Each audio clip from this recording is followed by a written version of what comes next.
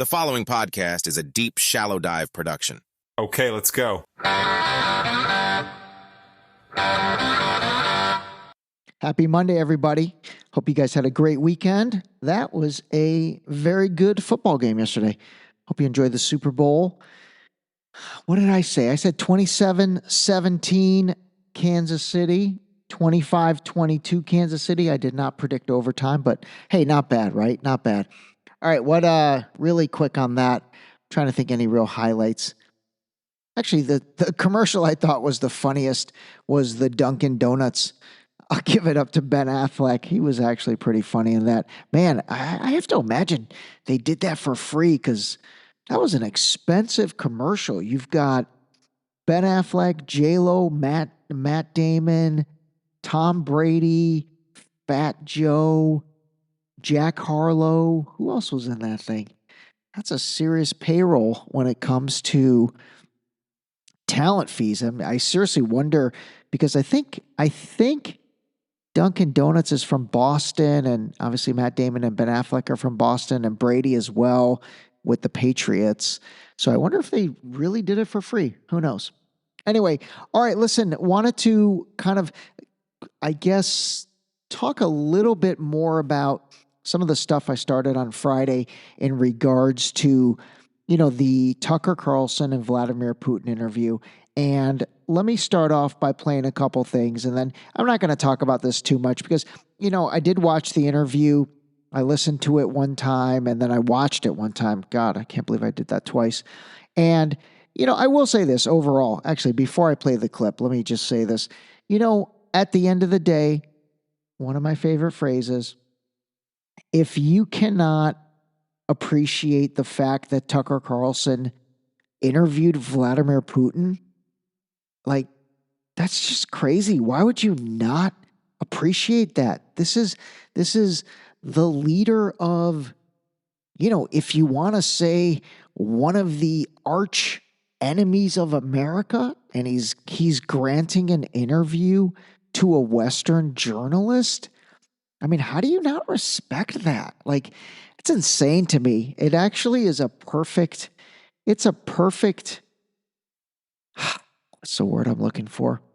Not analogy, but a perfect show of what's wrong with the world right now. And what's wrong with the world is this. Tucker Carlson is not a journalist. Tucker Carlson is neither a journalist nor a reporter, but he has played one on TV. His name is Tucker Carlson, and he is the only American journalist who has been able to interview Putin since the invasion in 2022. Tucker Carlson is going to be there and be the journalist that none of us are.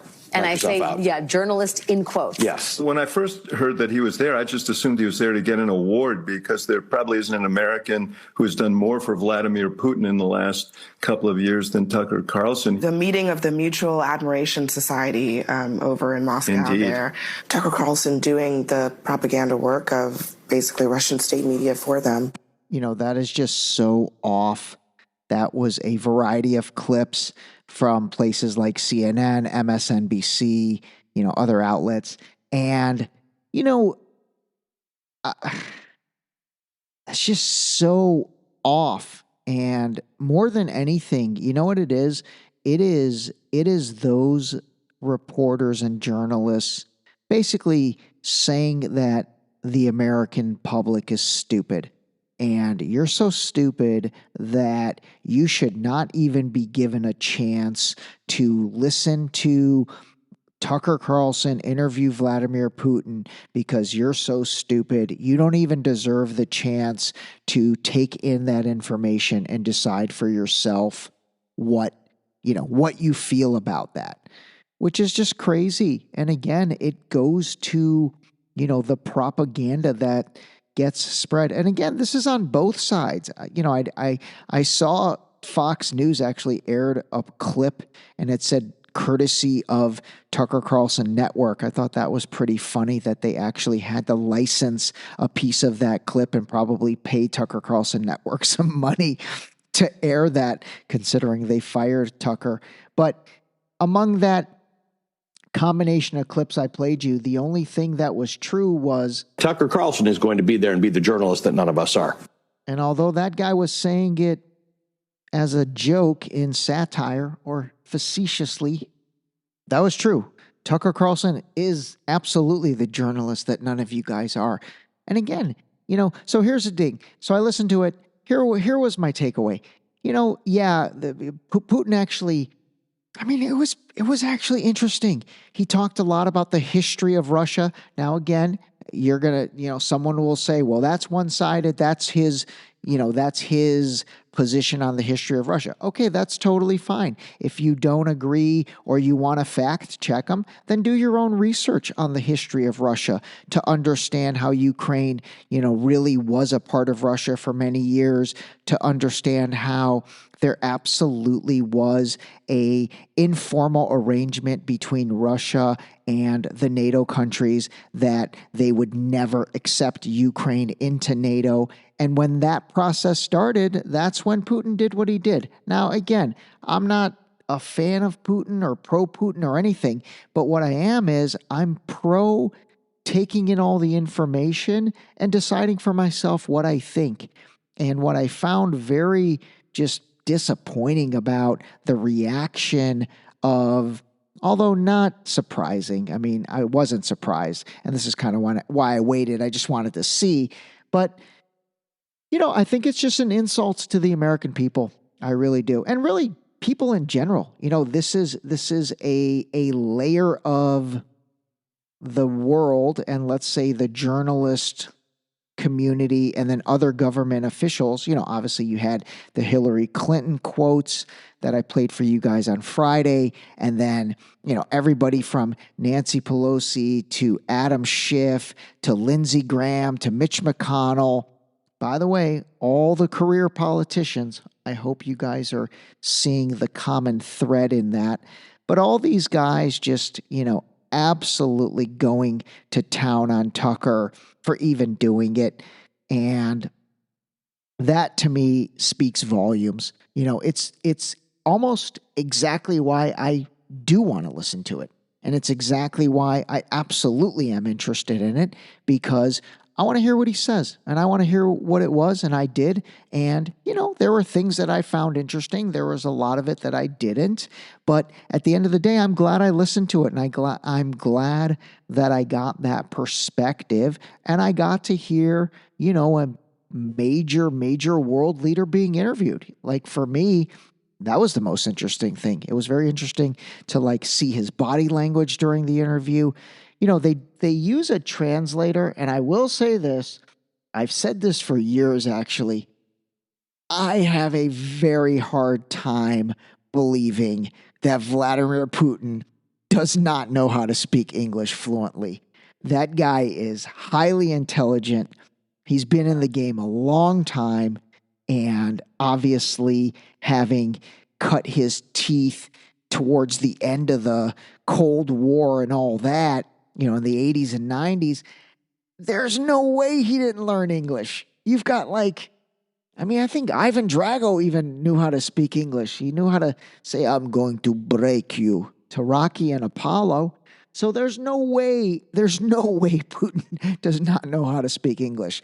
So to me, that's a very strategic thing that he does by not speaking English, because he doesn't want to give America the benefit of the doubt to say, hey, look, I learned your language. I really do think that. I genuinely think that. I think he absolutely knows and understands English. Very similar to how Benjamin Netanyahu speaks English like it's his first language. And that's pretty funny too with Netanyahu.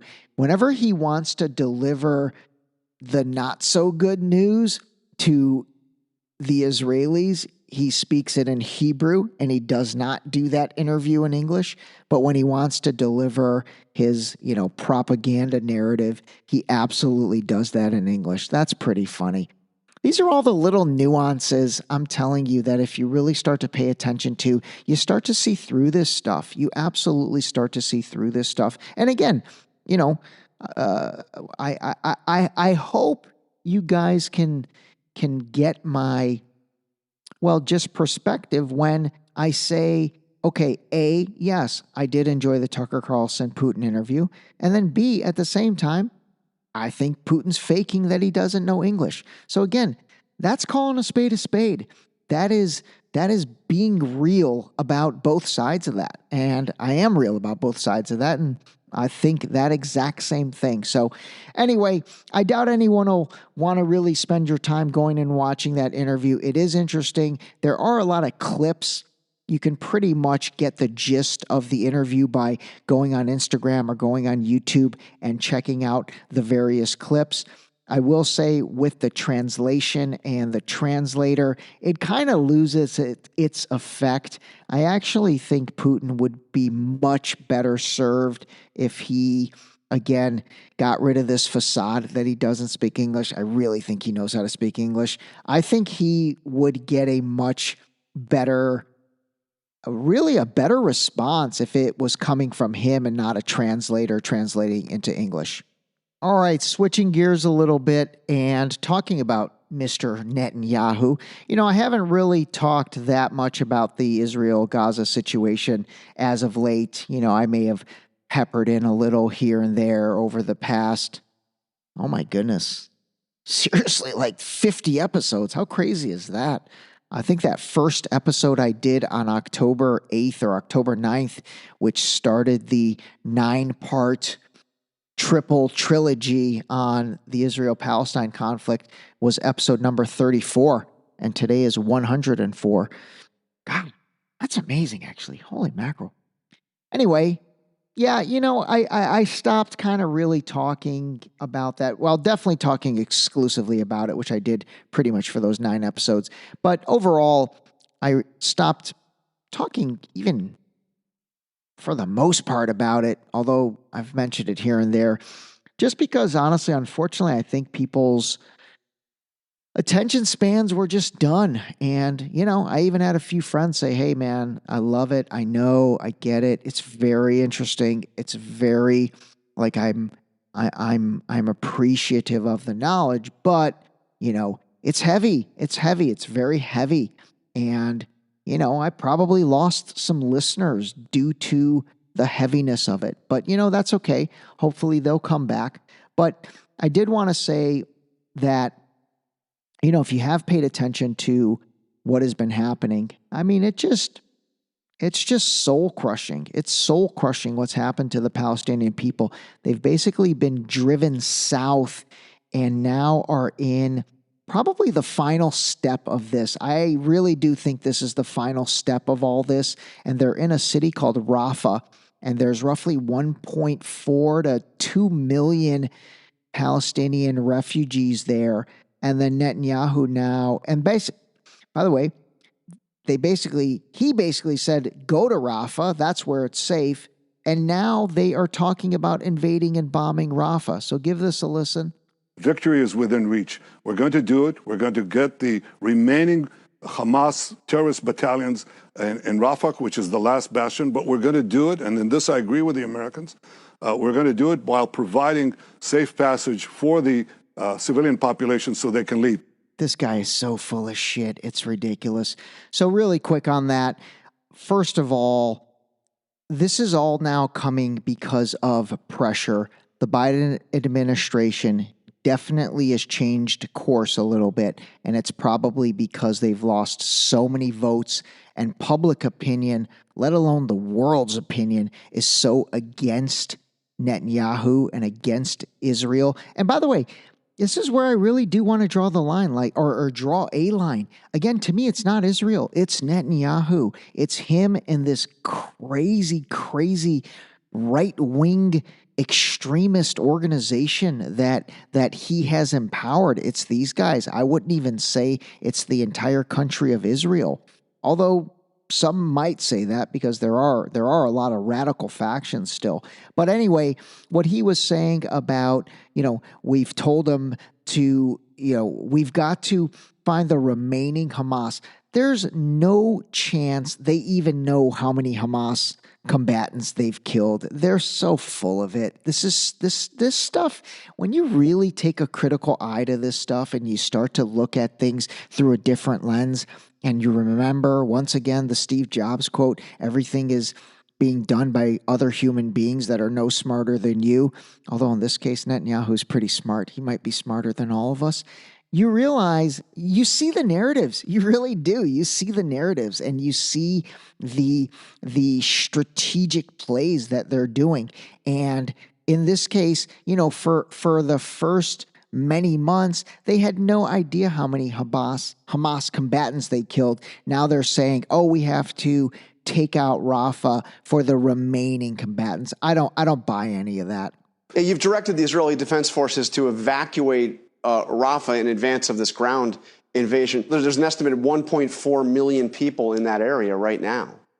And as the German foreign minister said, right, they can't just disappear. Where are they supposed to go? Finally, these journalists have been asking some really good questions. So just pay attention. So he said, where are they supposed to go? And listen to what the answer is. You can just tell he's fumbling over himself. No, well, the areas that we've cleared north of Rafah, plenty of areas there, but we are working out a detailed plan to do so. The areas that we've cleared north of Rafah, we're working up a detailed plan to do so. That's such a lie. It's such a lie. There's no plan. These guys are all about bomb first, ask for forgiveness later. Or actually, not even ask for forgiveness. Bomb first, work out detailed plan later.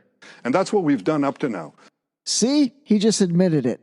We're not cavalier about this. This is part of our war effort to get civilians out of harm's way. It's part of Hamas's effort to keep them in harm's way.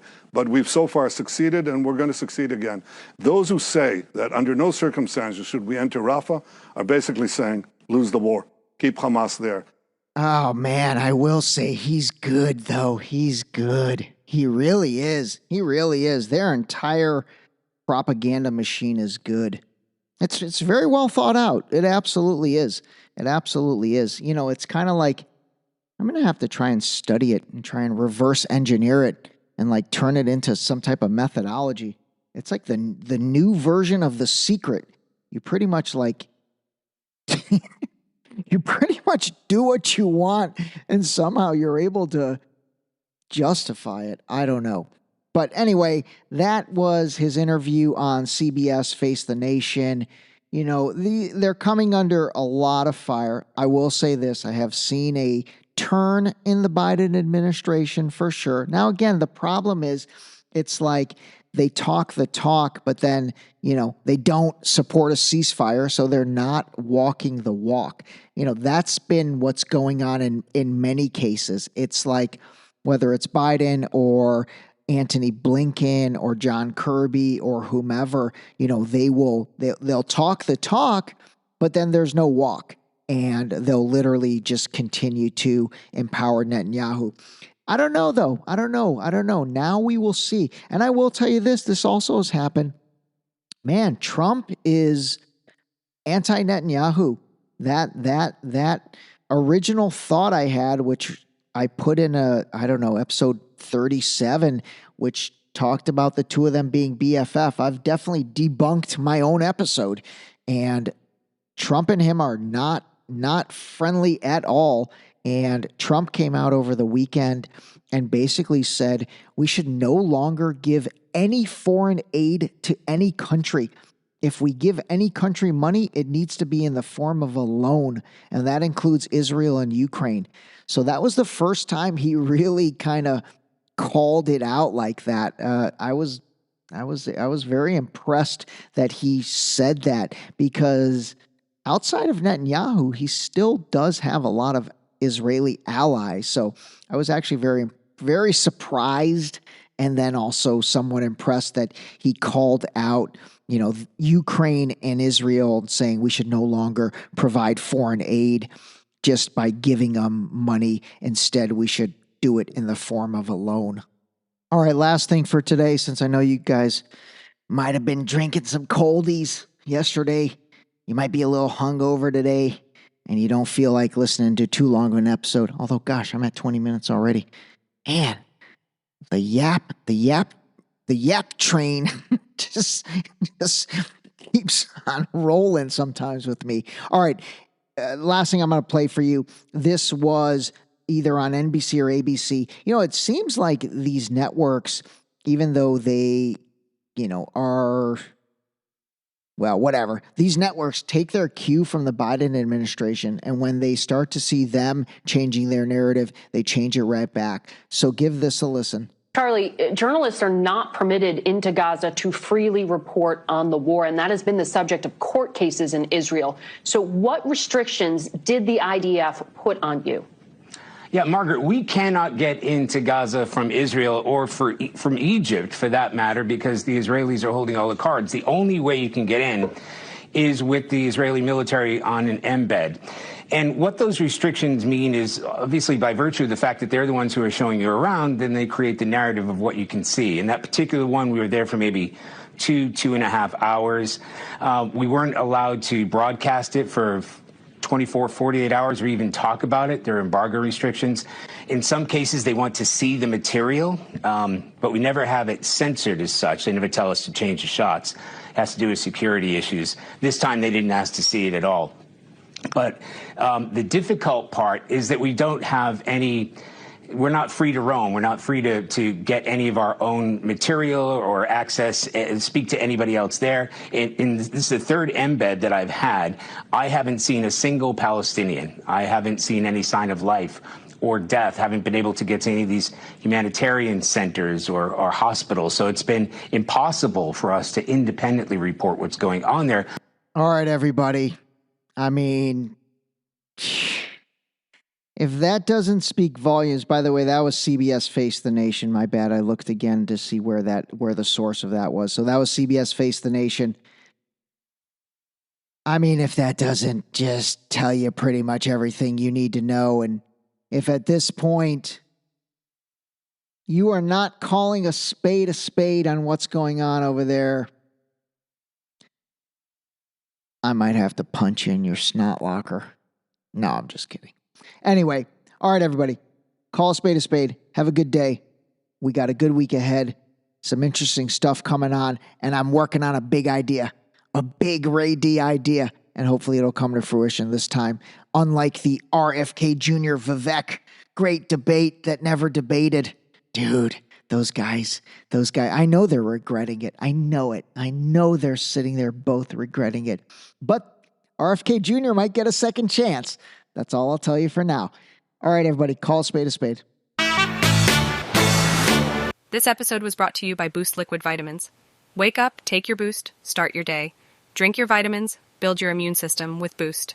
Available on Boost.com.